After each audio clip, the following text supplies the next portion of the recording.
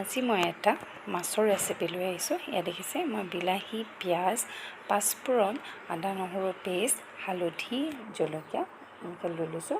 এয়া মোৰ মাছ আগৰে ভজা আছিলে। এতিয়া মই এখন কেৰাহী গৰম কৰি দি তাত তেল দিছোঁ। এতিয়া মই মোৰ ইণ্ট্ৰ'টো দি লওঁ। নমস্কাৰ, মই যদি আপোনাক সকলোকে মোৰ চেনেল মাই লাইফ ডব্লিউলৈ বহুত বেছি স্বাগতম জনাইছোঁ। এয়া মোৰ তেল গৰম হৈ গ'ল। ইয়াত মই পাঁচফোৰণখিনি দি দিছোঁ। পাঁচফোৰণখিনি অকণমান গৰম হ'ব লাগিব, মানে ভাজ খাব লাগিব। এইখিনি হৈ থাকোঁতে ইয়াত আমি পিঁয়াজখিনি দি দিম, কাটি থোৱা পিঁয়াজখিনি। এতিয়া পিঁয়াজখিনি অকণমান ভাজিব লাগিব।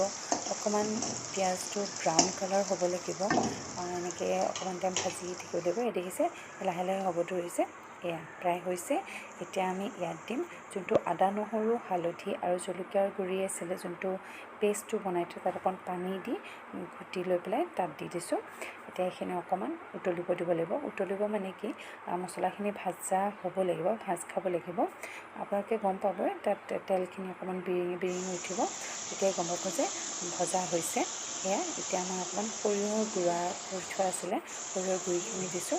এয়া দেখিছে, এয়া অকণমান আৰু মই বাকী যোনটো বাতিত মোৰ পেষ্টখিনি থোৱা আছে সেইখিনি অকণমান পানী দি পেলাই সেইখিনি মই বাতিটো ফালি পেলাই দি দিছোঁ ইয়াত পানী।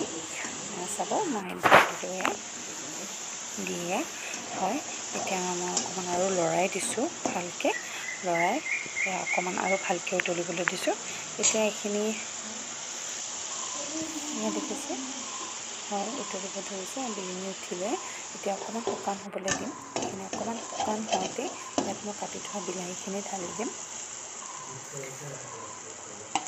এয়া বিলাহীখিনি ভালকৈ ভাজা হ'ব লাগিব। বিলাহীখিনি ধুনীয়াকৈ ভাজ খাব লাগিব। এতিয়া অকণমান লৰাই থাকিব লাগিব। এতিয়া অকণমান ইয়াত অকণমান মই পানী দি দিম ভালকৈ বিলাহীখিনি সিজিবলৈ। বিলাহীখিনি নিসিজিলে ভাল নালাগিব, গোটা গোটা হৈ থাকিব।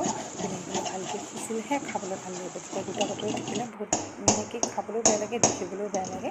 এয়া চাওক মই পানী অকণমান ভালকৈ সিজিবলৈ দিছোঁ। এতিয়া মই লাহেকৈ ইয়াত অকণ ঢাকনিখন মাৰি দিম।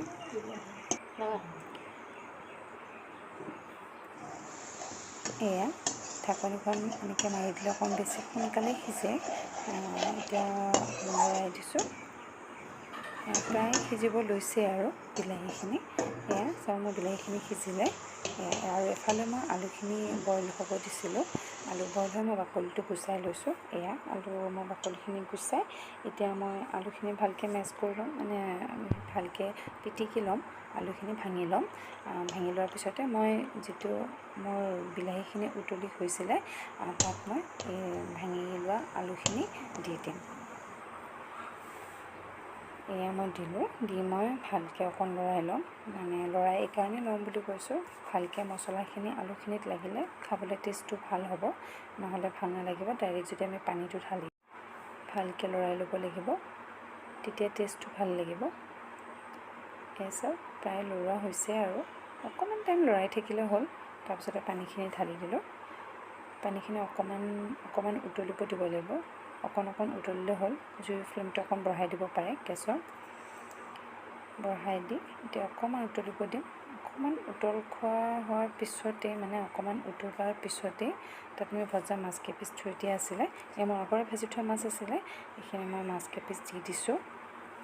মাছ কেইপিচ দিয়াৰ পিছত কিন্তু অকণ ভালকৈ উতলিব দিব লাগিব অলপ সময় উতলাৰ পিছতে আমাৰ মাছৰ যোনটো বিলাহীৰে বনোৱা ৰেচিপিটো প্ৰায় আমাৰ ডিছখন ৰেডি হৈ গৈছে।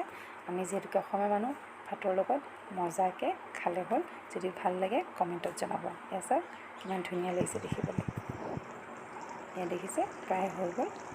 এয়া আপোনালোকে ছাৰ্ভ কৰি খাব পাৰে। ধন্যবাদ।